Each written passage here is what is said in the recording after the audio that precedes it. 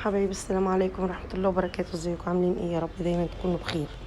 النهارده بقى نزلت السوق، جبت شوية البطاطس العسل دول. آه الكيلو من اللي انتوا شايفينه الصغير دوت، ال4 كيلو ب10، وديت ب5 جنيه. هاتوا البطاطس لان البطاطس هتبتدي تغلى. هاتوا خزنوها زي ما انا هخزنها كده معاكم. انا اول فيديو عملته كان تخزين البطاطس، الكلام ده تقريبا كان من سنة او من 10 شهور، حاجة زي كده. فانا ياما لقيت البطاطس تمنها كويس، جبت وقلت ان انا هخزن منها. فياريت تخزنوا وتشيلوا لان البطاطس دلوقتي سعرها كويس، وبعد كده البطاطس هترفع تاني علشان خاطر رمضان. كل عام وانتوا بخير. هي تخزينها سهل جدا جدا، وبالطريقة دي تخزنوها ان شاء الله تقعد معاكم سنة، مش هيجرى لها اي حاجة، عن تجربة صدقوني. البطاطس الرفيعة دي انا جربتها، عايزة اقول لكم في التحمير تحفة. ديت هنشكل منها حاجات كتير، ممكن نحمر منها، ممكن نسلق منها، ممكن نعمل طبيخ منها، نعمل كل حاجة. وال4 كيلو ب10 جنيه، يا بلاش مش حاجة.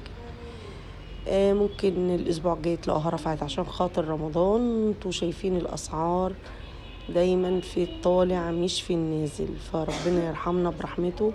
فهاتوا وشيلوا طماطم كمان، لان الطماطم صدقوني برضو هتشد. فياريت ان انتوا تجيبوا وتشيلوا.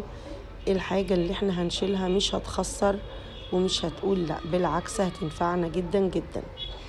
زي ما انتوا شايفين كده، انا فرشت الكرتونة ورصيت البطاطس بتاعتي وحطيت عليها نشا. يعني مش نشا كتير، بس بترششوا عليها كده شوية نشا، لان النشا ديت هي اللي بتحفظ البطاطس.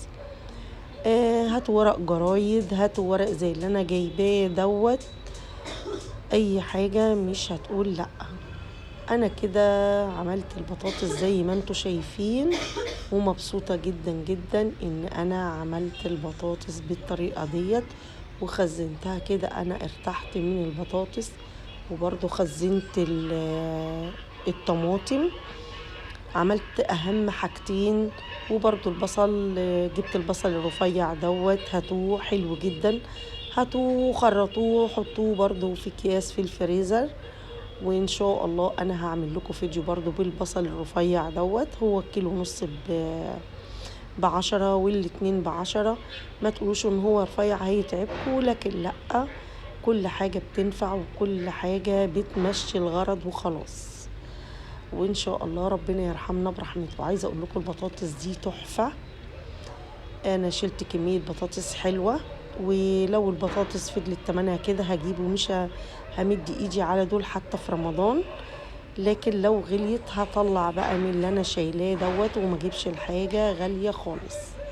وهنرش كده وهنغطيها وهنركنها في اي مكان عندنا. هنحط الكرتونتين فوق بعض، وصدقوني مش هيحصل اي حاجة خالص.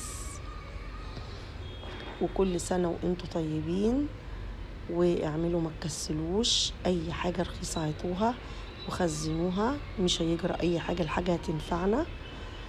واتمنى الفيديو بتاعي النهاردة يكون عجبكم واستفدتوا منه لو بشيء بسيط. واتمنى ان انتوا تعملوا زي ما انا بعمل، لان الحاجة دي